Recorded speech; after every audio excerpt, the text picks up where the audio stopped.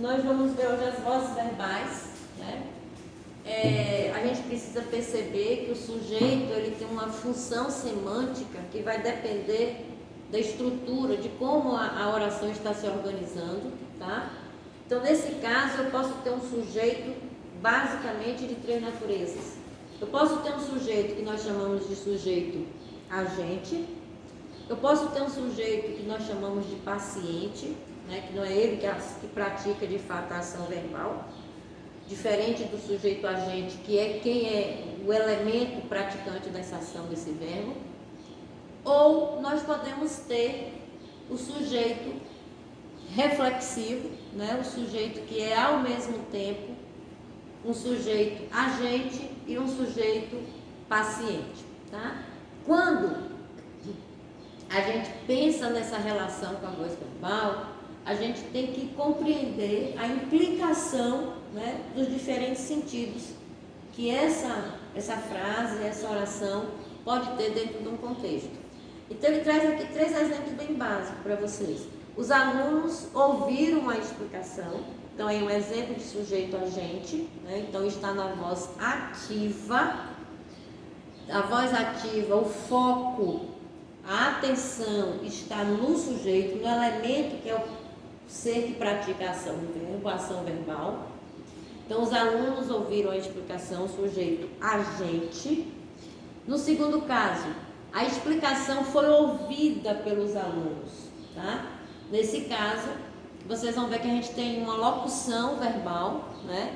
E o sujeito, que é a explicação, não é o elemento que pratica essa ação verbal, tá? Essa ação verbal vai ser praticada por outro elemento, no caso aqui é pelos alunos, que nessa oração, que nesse contexto da voz passiva, é chamado de agente da passiva, tá? Chamar atenção aqui para um detalhe. Quando eu tenho uma voz ativa, eu vou ter um objeto direto, ok? Lembra lá, transitividade verbal, né? Ouvir é um verbo transitivo direto. Então, ouviu o que? A explicação no objeto direto. Na voz passiva, eu não vou ter um objeto, né?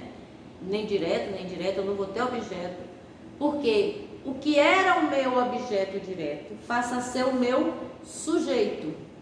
E o que era o meu sujeito passa a ser o meu agente da passiva, que é pelos alunos.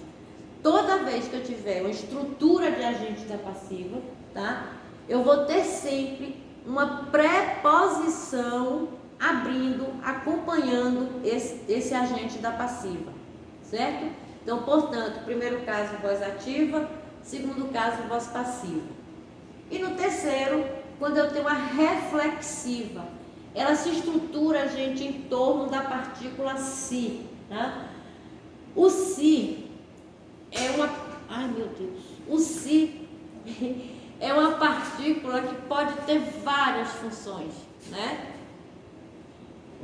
Pode ter várias funções, né? Então, eu tenho o si como índice de determinação do sujeito, eu tenho o si como partícula passivadora, eu posso ter o si como uma conjunção condicional, né? Então, assim, nesse caso, quando eu tenho a voz reflexiva, o termo, o si, a partícula si, é uma partícula apassivadora, ok? Então, significa dizer que o sujeito é o elemento que pratica e que, ao mesmo tempo, recebe a ação desse verbo, simultaneamente. Então, ele é tanto agente quanto paciente dessa ação. O motociclista feriu-se em um acidente, né? Ele praticou a ação de ferir e feriu a si mesmo, ok? Dando continuidade, a gente vai retomar um pouco mais, basicamente só a voz ativa, para que vocês percebam melhor, certo? Observe, USP volta a liderar a lista de melhores universidades da América Latina. Falta de água afeta a rotina de colégios de São Paulo, tá?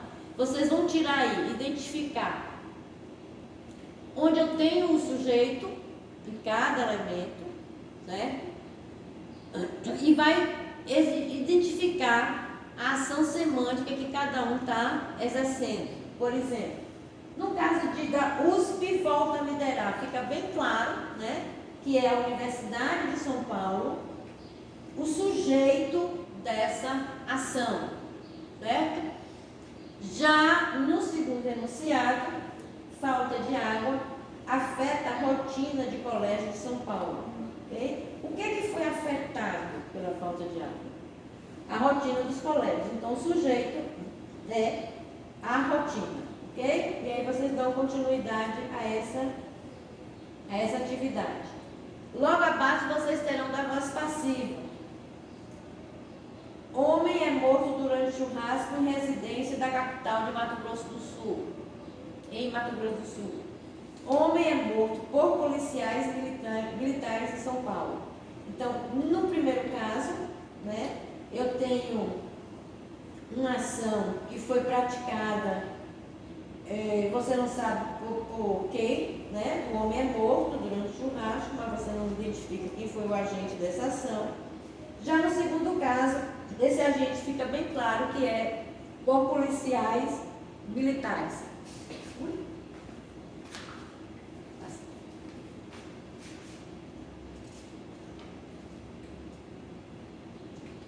E na reflexiva, a mesma coisa, eu tenho que observar a partícula si e ver a ação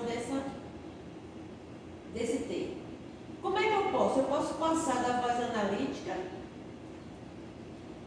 passiva de duas naturezas. Eu tanto posso ter a passiva analítica, como eu posso ter a passiva sintética, ok? Quando eu tenho a passiva sintética, eu não tenho voz reflexiva. Eu tenho voz passiva, só que montando em um pronome apassivador, ok? Então eu tenho a passiva analítica, que eu tenho a locução verbal, né?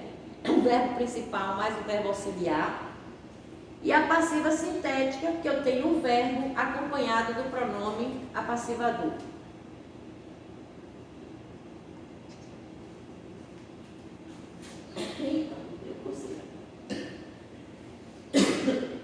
Como é que eu passo da passiva, da voz ativa para a passiva analítica?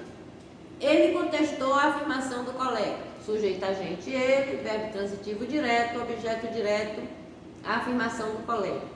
Então, o objeto direto passa a ser o sujeito paciente, eu falei isso um pouquinho mais cedo, e o sujeito agente passa a ser o agente da passiva na voz passiva. Então, o que era sujeito na ativa vem para agente da passiva, e o que era objeto direto vem para sujeito paciente.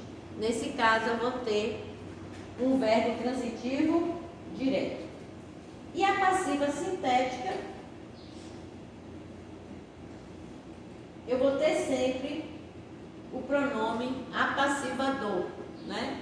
Quando eu digo, por exemplo, contestaram a afirmação do colega. O sujeito é indeterminado, mas esse sujeito, né, ele existe em alguma situação.